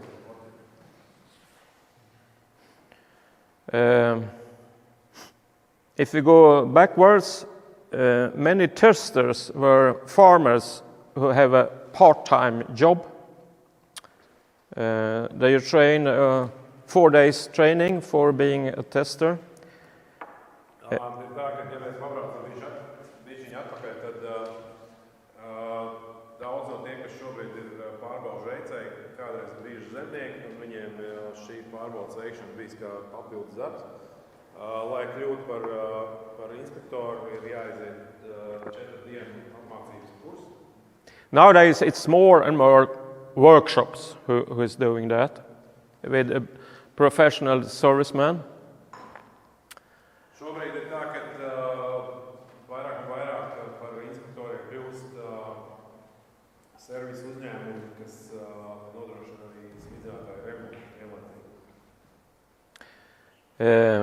We have a few fixed testing places in Sweden, most in the southern part of Sweden. But the most common testers, they go out with the equipment out to the farmer. And the farmer group have decided that these days we get together at the same farm and you can test 3 or 4 sprayers, for example. Tā, ka viņiem ir arī stacionārs smidzinātāju pārbaudas vietas Zviedrijas dienvidos, bet pārsvarā ir tā, ka inspektori brauc ārā uz saimniecībām un optimāli ir tā, ka zemnieku grupa savācās ar saviem smidzinātājiem, 3-4 smidzinātāji, piemēram, kurus atbrauc un šis inspektors pārbauda. But Chris, there is one question about which we have been in discussion here. The question about the fixing of the sprayer. If the company go out to test the sprayer and they fix it by themselves. In our country, they call it like the conflict of interest.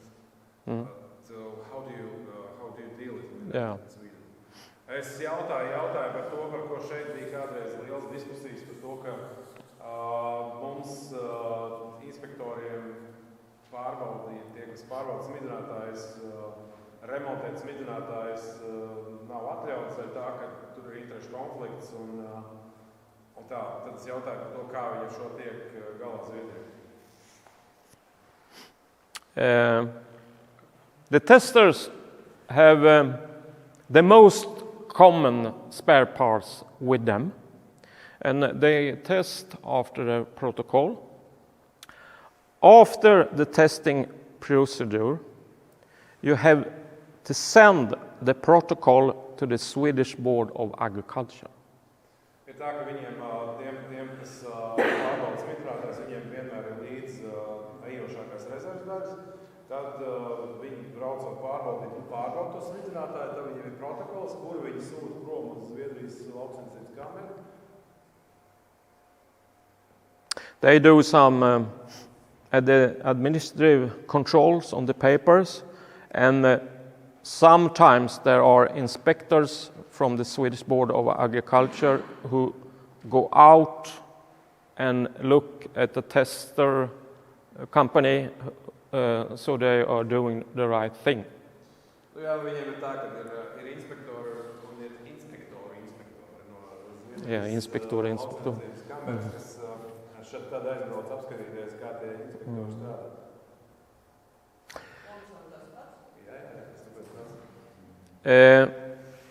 The Swedish Board of Agriculture, after they have looked at the protocol, they write an approval for that and send to the farm.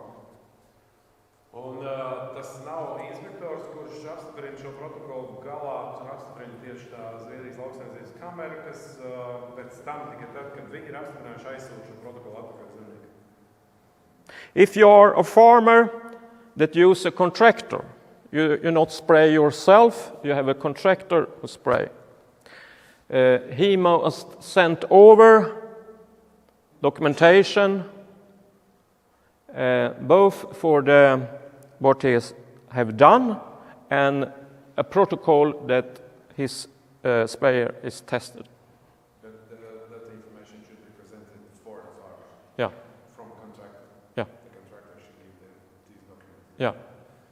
Ja zemnieks vēlas izmantot pakalpojumu sniedzēju, tad šim pakalpojumu sniedzējam, pirms viņš kaut ko dara, viņam ir jāparāda zemniekam tas, ka viņš ir pārbaudīts šis smidzinātājs, un pēc tam ir jāreģistrē visi tie dokumenti, kuriem mēs iepriekš jau runājam.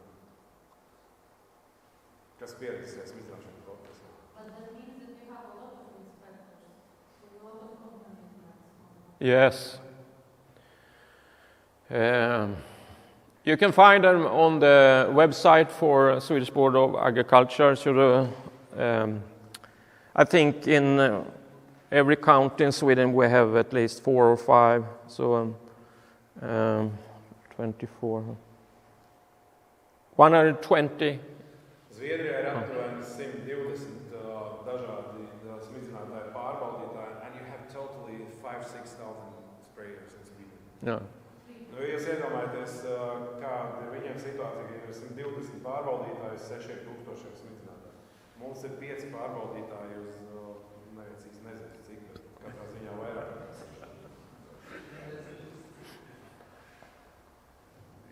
Because we have a situation that we have more than 6,000 sprayers, that's for sure, because we have small farms, and we have 5 testers. Oh, Jesus.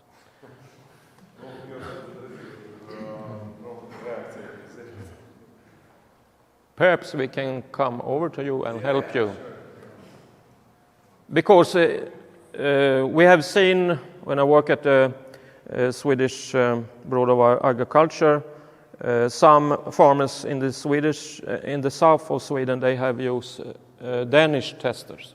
Jā, viņiem, ka viņš pats ir strādājis tajā lauksniecības kamerā, viņiem ir pieredze, kad saimnieki Zviedrijā, Zviedrijas dienvidos izvēlās dāņus, kas brauc un pārbauda smidzinātājus. Liekas, mums ir varbūt vajadzēs aicināt no Zviedrijas.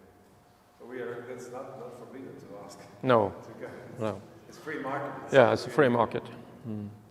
And every tester need to have a repeat course at least. Yeah. Katram no pārbaudītājiem ir jāatjauno savas zināšanas reizi 5 gados. Tas respektīvi nozīmē to, ka it's not 5 and not 4 days anymore. It's 1 day. 1 day. Tur jāaiziet katrs 5 gadus, 1 dienas kursi atjaunot zināšanu. And Jūs sakat inspektoru pārbaudīs kamerā, jā? Cik bieži veic šo pārbaudi? Es brīviši teicu, jau pa brīžu iziet, ka nav reizi. Cik tas ir Latvijā reizi gadā? Jā, jums ir 5, mums ir 5 inspektori un viņiem ir 120, tur nav tik daudz cilvēku. Viņi ir 5 braukā. So the question was how often do the inspectors from the agricultural board goes to test the inspector? How often does it happen? I don't know that. Yeah, sure. No. That's normal because I was answering that question because you have a lot of inspectors and not too many people in a board to test. But we have 5 inspectors and even maybe more people in the department. Jā, tā, viņam nav informācijas, cik bieži tas notiek. Katrā ziņā tas notiek retāk nekā pie mums. Mums ir 5 inspektori. Cik bieži viņi What would be the normal price, for example, for 12 meters per year to test? It depends how many problems there are with the sprayer. How long does it take? 2 hours? Yeah, I think the normal price is 300 to 400 euros. 300–400 eiro vidējā cena ir pārbaudīt 12 metrīgu smidzinātāju, bet tas ir atkarīgs no tā, cik ilgu laiku sēd. The question was how long does it take to check the sprayer 12 meters, the small one? 2 hours? Yeah, at least 2 hours. Ir tā, ka viņiem ir līdzīgi, jā, lai pārbaudītu 12 metrīgu smidzinātāju, tur mēram 2 stundas ir vajadzīgs pārbaudīt. Viņiem darbspēks ir dārgāks, līdz ar to arī tā cena ir lielāka nekā mums.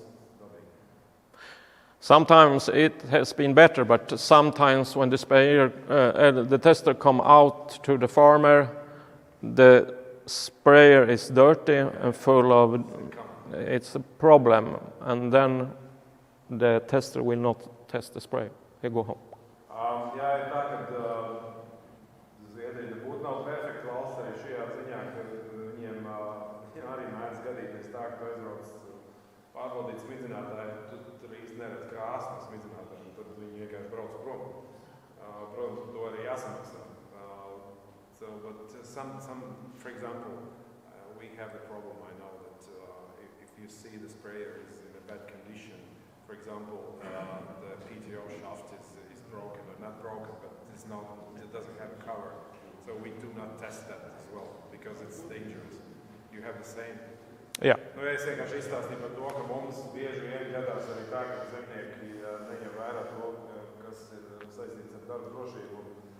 Un ar kardāniem mēdz būt visādas problēmas. Un es viņam jautāju, vai viņi dara tāpat. Viņi saka, jā, ja tur ar kardāniem ir kaut kādas problēmas, un tam nav apvalks, vai tas tur rotē, vai nav droši, viņi arī tad brauc prom. Tas ir dzīvībai bīstams pasaules. It can be this way that if the tester phones the farmer and the farmer say, my shaft is not okay, can you take one with you? And he takes it and fixes it. Viņiem ir labs servis līmenis. Viņi zvana zemniekam. Zemnieks saka, man kardāts ir struntīgs, paņem savējo. Tad viņi ņem savējo līdzi un brauc, man liekas, vispār kaut sūdīgs. Man arī smidzinātājs tāds sūdīgs, var paņemt savējo. So I said, well, maybe you can call the farmer. The farmer said, well, my sprayer is not very good. You bring yours to test. Okay. Jā.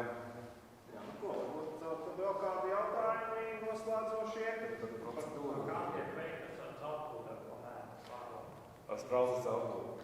How do you test the flow for nozzles? We have a different system. There is a tube with a body, and it goes up and down, and you have some centimeters. But then it's a flow meter. Yeah, a flow meter. Which you put under the nozzle, and then you see the flow. Yeah, I mean the pump. No. It's for nozzles. Oh, yeah, it's a digital. You put it under and measure the flow. It's the equipment, flow meter. Jā, viņiem ir tāds, tā kā mums arī tāds pats augurs, mēs paliecam uz brauziņu šeit cauri. Do you have some more, or just one of these? This is just only one. This is standard. Standard. If you start to being a tester, you get subsidized to buy things, testing things. Kā viņiem ir, ja tu gribi kļūt par inspektoru, tad tev valsts piedāvā subsīdijas, lai tu varētu iegādāties visu aparatūru. Jā, visu, ko jūs varat dabūt, to, kas ir nepieciešams, jums valsts par to iedod līdzsvarīgi.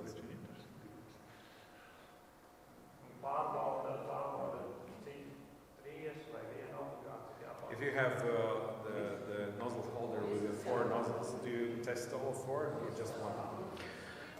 They test all the nozzles that are on the sprayer, but sometimes the farmers take off the nozzles and have only one. So the testers are told, test the nozzles on the sprayer. Jā, kurā gadījumā tā, ja smidzinātājiem ir 4 sprauzu turētāji, tad viņš inspektors pārbauda visas 4, bet zemnieki, zinot to, ka tas viss maksā naudu, noņem 3 nostās tā viena. Un tā pārbaudas sistēma ir tāda, ka pārbaudītājs pārbauda visu to, kas ir visu smidzinātājiem.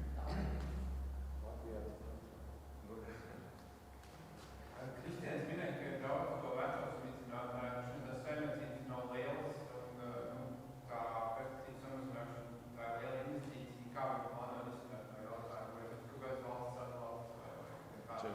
Jā, tas, ko viņš jau teica, ir tas, ka viņiem viens no tādiem izaicinājumiem ir investēt jaunu smidzinātāju iegādē, tas viens, otrs pāriet uz bioloģisko saimniekošanu, tad es pajautāšu vēl par šo. The question, you said that you have a lot of fault sprayers, and from the other hand, you have to reduce the usage of pesticides. And how do you plan to solve that problem? You already told that you have to increase the number of biological farms, and you have to invest in the sprayers. But that's an answer to that question. But we are planning a big introduction for courses, seminars, and like that and it will be obligatory on our courses, spraying courses for the farmers to talk about precision spraying.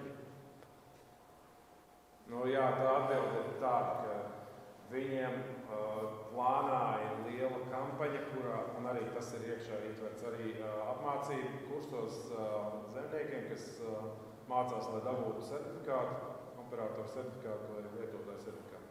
Tajās visās apmācībās viņiem ir liels uzsvars likts iekšā uz to, cik svarīgi ir sākt strādāt ar precīzo lauksaimniecību. Tāds ir tas plāns nākotnē tikt vaļā no vecajiem smidzinātājiem un izmantot jaunākus, kas ir precīzāk un efektīvāk. And we have also some farms, practical farms, show farms, that we should use full precision farming on. So the farmers can go to the farmer and look how is he doing that, and will it works or will it not works. And there are especially young farmers who are interesting to be a test farm. Ir tā, ka viņiem ir vēl viena programma Zviedrijā, kas ir demonstrējuma saimniecība programma, un tajā saimniecība programmā ir tādas saimniecības, kurās ir precīzā lauksaimniecība, un šīs ir kā, do the government pays for that? Or? Yeah. Ir tā, ka valsts atmaksātu šīs demonstrējuma saimniecības ar tā viedokļu, ka tu cilvēku var iekļūt un uzdot jautājumus, skatīties, kā tas viss strādā. Viņiem ir tādas demonstrējuma saimniecības, uz kurām jebkurš var aiziet un paskatīties, kā tas notiek līdzīgi, tā kā kāda ekskursija, kurā viņi iemācās to, kas ir precīzā lauksaimniecība. Tā ir valsts atbalstīta programma. Excellent. Bet nav tā, ka būs kaut kāds atbalsts smidzinātāji iegādes Well, the question is about mums jau ir. Do you know that if it would be the program which supports the investments in a precision agriculture for farmers, from government or from the European Union? Because we have it. Yeah. We have it not yet, but at the report that I have been working together with a group, we are supposed to have, we must have some subsidies for doing that. Jā, šobrīd nav tādas sistēmas, bet viņiem arī strādājot Zviedrijas lauksaimniecības kamerā, viņiem ir bijis atskaita, kurā viņi ir ieteikuši, ka tāda programma ir vajadzīga, lai atbalstītu šos zemniekus, kas vēlās pāriet uz precīzo lauksaimniecību. Tas tur viss ir procesā šobrīd, lemšana. We look at what Denmark have done and Germany have done. Viņi skatās apkārt, ko ir izdarījuši citas valstis un mēģina paņemt labāko pieredzi. You can take out the best practice. Nu jā, tas jau ir loģiski, ka skaties uz kaimiņu, ko šeit dara, un tad paņem labāko. Until what wind speed are you allowed to? What's the maximum wind speed when you can go out spraying? It depends how long a buffer zone you want to have. 4.5 meter per second, I think it's the most, but it's so long buffer zone, so you will not spray then. Jā, tur ir tāda, viņiem nav noteikts maksimālais vēja ātrums, viņiem ir svarīgi tas, cik plata buffer zona ir. Well, but if you have the large buffer zone, are you allowed to go out spraying here at 8 meters per second or something? No. No, but what's the maximum then? 5 meters? I think in our list it's 4.5 meter per second. We have exception. If you have injector nozzles, you're allowed to go out 8 meters per second. That's our legislation. Okay. Viņiem tāds likumdošanas nav, kā mums, kad mums ir atļauts arī 8 metros smidzināt. Viņiem ir atļauts smidzināt maksimālais vēja ātrums 4,5 metru sekundē.